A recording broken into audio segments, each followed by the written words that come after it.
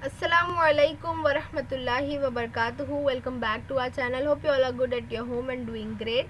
आज जो है हम लोग क्लास 9 का साइंस टू का जो फर्स्ट चैप्टर हमने पढ़ा था उसके क्वेश्चन आंसर्स देखेंगे। अगर आपको इसकी जो है एक्सप्लेनेशन देखनी है तो ऊपर आई बटन पर क्लिक करें, आपको वहाँ से लिंक मिल जाएगी।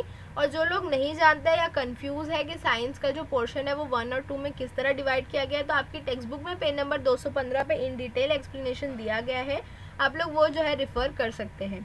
तो चलिए शुरू करते हैं। इसमें सबसे पहला क्वेश्चन है मुनासिब जोड़ियाँ लगाइए, जिसमें सुतून अलिफ बे और जीम जो है वो आपको दिया गया है। जब भी आपको इस तरह का क्वेश्चन आए जोड़िया का, तो याद रखिए कि सुतून अलिफ हमेशा क्वेश्चन की तरह बिल्कुल सेम उतारना है आपको। उसके बाद जो आप लोग सुतून बे जीम या उसके आगे जितने भी सुतून है उसमें करेक्ट आंसर लिखेंगे। तो इसमें जो है सुतून अलिफ में टर्म दी गई है, सुतून बे में खुसूसियत और सुतून जीम में जो है मिसाल दी गई है। पहला है थैलोफाइटा। तो थैलोफाइटा आमतौर पर जो है वो पानी में नशोनुमा पाते हैं, इसकी मिसाल है काई। ब्रायोफाइटा इन नबातात की अफजाइश के लिए पानी की ज़रूरत होती है, जिसकी मिसाल है मांस। टेरिडोफाइटा यानी पानी और ग़िज़ा की नकलो हमल के लिए नसीजें होती है, जैसे कि फ्यूनेरिया। खुलबीजा बीज पर कुदरती गिलाफ नहीं पाया जाता है, साइकस। बंद बीजा फल के अंदर बीज तैयार होते हैं, जैसे इमली का बीज। नेक्स्ट है खाली जगह को मुनासिब अल्फाज से पुर कीजिए और वजूहात लिखिए। अगर आपको सिर्फ फिल इन द ब्लैंक्स पूछी गई तो 1 मार्क्स के लिए आएगी, और अगर वजूहात के साथ पूछी गई तो ये 2 मार्क्स के लिए पूछा जाएगा। इसमें पहला है डैश पौधे का जिस्म मुलायम और रेशेदार होता है।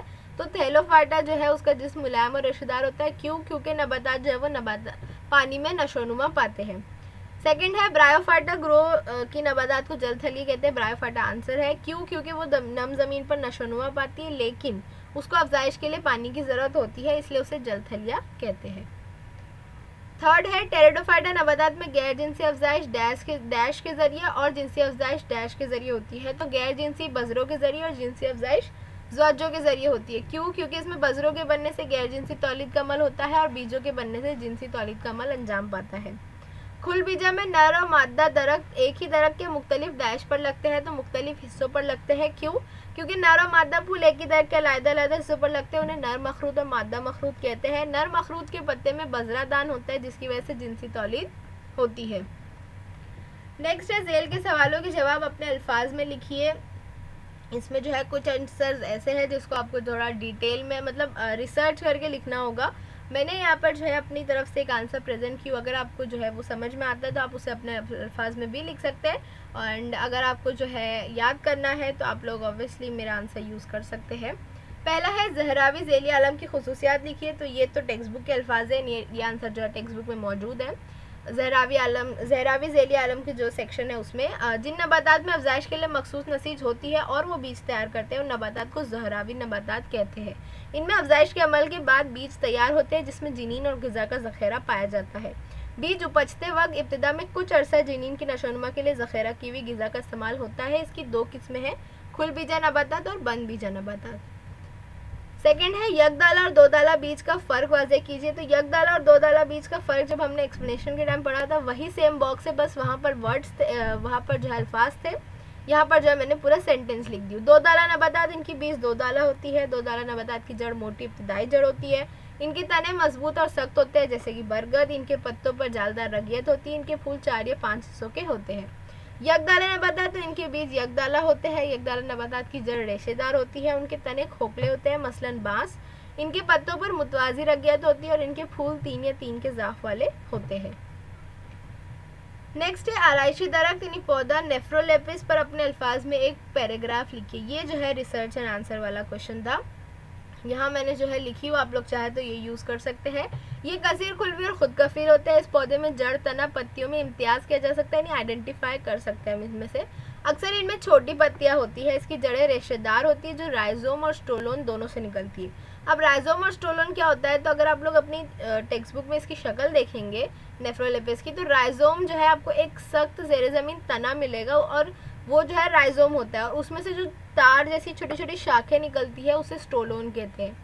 और ये ज़मीन की सतह पर उफ की हालत में यानी आड़ी हालत में बढ़ती है। पत्तियों में जो है बड़ी रग के दोनों तरफ बिलमुकाबिल पत्ते होते हैं, यानी दोनों साइड इक्वल पत्ते होते हैं। हर पत्ती का डंठल जो है वो गहरे रंग का होता है, डार्क कलर होता है। उन पर चॉकलेटी रंग के धब्बे भी पाए जाते हैं। इनमें सादा उरूगी निज़ाम पाया जाता है, लेकिन फूल और फल नहीं लगते। इसमें बजरों से गैर जिनसी तौलीद का अमल होता है और बीजों के बनने से जिनसी तौलीद का अमल होता है। ये टेरिडोफाइटा ग्रोह से ताल्लुक़ रखते हैं। नेक्स्ट है स्पायरोगायरा। तो स्पायरोगायरा का आंसर तो बहुत ही इंपॉर्टेंट है, और स्पेशली जो इसकी शक्ल है तो वो तो आप लोग बिल्कुल रट लीजिए, एकदम प्रैक्टिस कर लीजिए, क्योंकि 80% चांस होता है इसका कि वो जो है पेपर में आती ही आती है, ऑप्शन में आती है, बट स्टिल आप लोग जो अगर प्रैक्टिस कर लेंगे तो बेहतर होगा। ये जो है थैलोफाइटा ग्रोथ से ताल्लुक रखता है। स्पायरोगायरा एक सब्ज रंग की इकाई होती है। इसका जिस्म रश्तकदार होता है, रश्तक सिरे एक दूसरे से जुड़े होते हैं जो बेशुमार लंबे इस्तेवाना नुमा खुलियात से बना होता है। हर खुलिये में एक ही मरकज़ा और तरकीब में तरतीब दिए हुए कई सब्ज मायने होते हैं, जो आप लोग जो है ये लाइंस में देख सकते हैं। हर सब्ज मायने के साथ गोल इत्साम होते हैं जो देखिए लाइन से दिए हुए हैं, जिन्हें पायरेनाइट कहते हैं। सब्ज मायने की मौजूदगी की वजह से खुद कफिल होते हैं। इनमें जड़, तना, पत्ते जैसे मखसूस अज़ा नहीं पाए जाते। मरकज़ा खालिया की वस्त में खुलिया माया तैरता दिखाई देता है। तो ये सारी चीज़ें आप लोग शक्ल में जो है आइडेंटिफाई भी कर सकते हैं, रिलेट कर सकते हैं। तो अगर आप लोग जो है इसकी शक्ल को कंपेयर करते हुए आंसर याद करेंगे तो आपको शक्ल और आंसर दोनों बहुत जल्दी आसानी से जो है वो याद हो जाएगा, क्योंकि काफ़ी सारी चीज़ें जो आप लोग मतलब देखी हुई जा सकती है ना, ऐसी कोई छुपी हुई चीज़ नहीं है।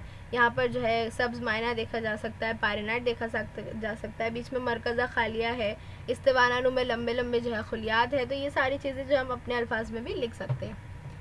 नेक्स्ट है ब्रायोफाइटा ग्रो नबातात की खुसूसियात लिखिए। तो ये टेक्स्ट बुक में मौजूद है, और तीनों ही ग्रो की खुसूसियात आप लोग याद कर लीजिए, पूरी नहीं तो एटलीस्ट 4 तो याद ही कर लीजिए, क्योंकि कभी कभी 2 मार्क्स के लिए जो है वो 1-2 खुसूसियात पूछी जाती है। ब्रायोफाइटा नबातात को आलम नबातात के जल थलिए कहते हैं, क्योंकि वो नम ज़मीन पर नशोनुमा पाती है, लेकिन अफजाइश के लिए उन्हें पानी की ज़रूरत होती है। ये नबातात अदना सतह के कसीर खुलवे और खुद कफील होते हैं। इनमें अफजाइश बजरों के जरिए होती है, चपटे फीते जैसे लंबे होते हैं। इनमें गिज़ा, पानी, नकलो अमल के लिए मखसूस नसीज नहीं पाई जाती। इनमें नबातात में जड़, तने, पत्ते भी नहीं पाए जाते, लेकिन पत्तों जैसी साख्त और जड़ जैसी साख्तें होती है, जिसे बैकनुमा कहते हैं। इसकी मिसाल है फ्यूनेरिया, मिर्किनेशिया, एंथोसेरास और रिक्सिया वगैरह। नेक्स्ट है साफ सुथरी नामजद शक्ल बनाकर उनकी वजाहत कीजिए। यानी इसमें पहले आपको शक्ल बनानी है, उसके बाद उसको नामजद करना है, यानी उसके जो आज़ा है उसको आइडेंटिफाई करना है, लिखना है, प्लस उसकी वजाहत करनी है। इसमें पहला है स्पायरोगायरा। स्पायरोगायरा का आंसर वही सेम होगा जो हमने इससे पहले लिखी, और शक्ल जो आपकी टेक्स्ट बुक में मौजूद है। दूसरा है नेफ्रोलेपिस। नेफ्रोलेपिस का आंसर भी वही सेम होगा जो हमने इससे पहले लिखा, और शक्ल जो है इस तरह की आप अपनी टेक्स्ट बुक में देख सकते हैं। थर्ड है मेर्किनेशिया। ये ब्रायोफाइटा ग्रो से ताल्लुक रखते हैं, और ब्रायोफाइटा से जो ताल्लुक रखता है उसमें आप ये लाइन तो लिख ही सकते हैं कि इस ग्रो के नबातात को आलम नबातात का जलथलिया कहते हैं, क्योंकि वो नम ज़मीन पर नशोनुमा पाती है, लेकिन अफजाइश के लिए उन्हें पानी की ज़रूरत होती है। ये चपटे फीते जैसी लंबी होती है, जिसमें पत्तों जैसी साख्त होती है, और जड़ की बजाय जो है वो बैकनुमा मौजूद होता है, आप लोग शक्ल में देख सकते हैं। इनमें गिज़ा, पानी, नकलो अमल के लिए जो है मखसूस नसीज नहीं पाई जाती। इनमें एक डंठल होता है जिस पर कैसा होता है, जो तौलीदी अमल के लिए जो है वो इम्पोर्टेंट है। नेक्स्ट है फ्यूनेरिया। ये ब्रायोफाइटा ग्रो से ताल्लुक रखता है, और वही सेम लाइन कि इनको जलथलिए कहते हैं, ज़मीन पर नशोनुमा पाते हैं, अफजाइश के लिए पानी की ज़रूरत होती है। फ्यूनेरिया के जिस्म को बैगनुमा, तनानुमा, महवर और पत्तियों में इम्तियाज़ किया जा सकता है, यानी ये सारे जो है उसके आज़ा है, लेकिन इसमें हकीकी जड़ें नहीं होती। जड़ों की जगह बारीक धागे होते हैं, जैसी बहुत सी साख्तें होती है जो तने के असास से नीचे से निकलती है, जिन्हें बैकनुमा कहते हैं। इसके सिरे पर एक लंबी नाजुक साख्त होती है जिसे डंठल, जिसके सिरे पर जो है कैप्सूल नुमा कैसा होता है। इससे बजरे बनते हैं, जिससे गैर जिनसी तौलीदी तरीके से अफजाइश होती है।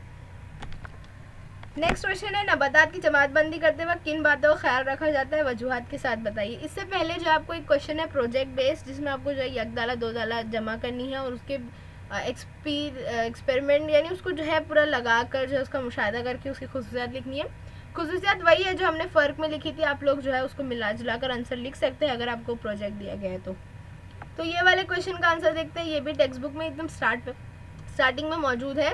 नबातात की जमातबंदी करते वक्त किन बातों का ध्यान रखते हैं कि उनमें आज़ा है या नहीं, मादों की नकलो अमल के लिए आज़ाद निज़ाम है या नहीं, बीज पैदा करने की सलाहियत है, बीज पर गिलाफ है, बीज में दालों की तादाद है, और जिनसी तौलीद होती है, गैर जिनसी तौलीद होती है, खुल बीजा है, बंद बीजा, इस तरह की सारी चीज़ें जो है वो आपकी टेक्स्ट बुक में दी गई है। तो दैट्स इट फॉर टुडे। उम्मीद है कि आप लोगों को समझा होगा। कोई कन्फ्यूजन है तो नीचे कमेंट करिए। Like, share and subscribe to my channel. Thank you for watching. Bye bye.